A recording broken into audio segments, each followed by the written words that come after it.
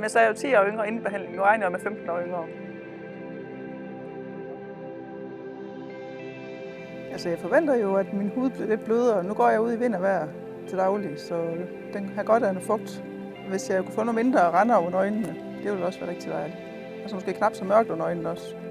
Jamen, det er jo en behagelig behandling. Man kan jo ret hurtigt se en effekt af det, så det vil jeg da helt sikkert anbefale til andre.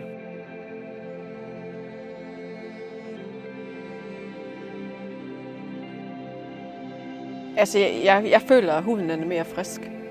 Altså, jeg synes, det var en meget afslappende behandling.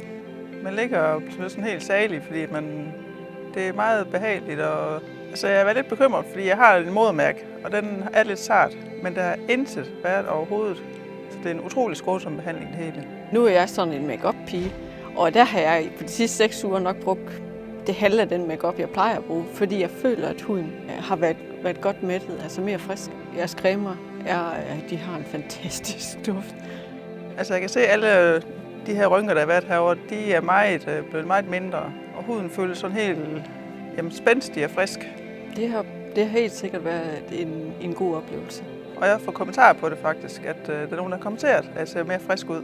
Og jeg synes, at mine mørke render, de er blevet mindre, og poserne under øjnene er blevet mindre, og kravtæden bliver mindre. Kan I?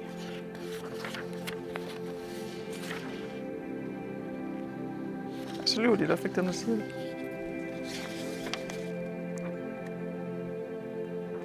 Hold da kæft. Hold da. Imponerende. Ja, man kan jo se tydelig forskel. Altså, her ved de her rynker her, også øjnene, de ser meget mere vågne ud. Det er da helt vildt.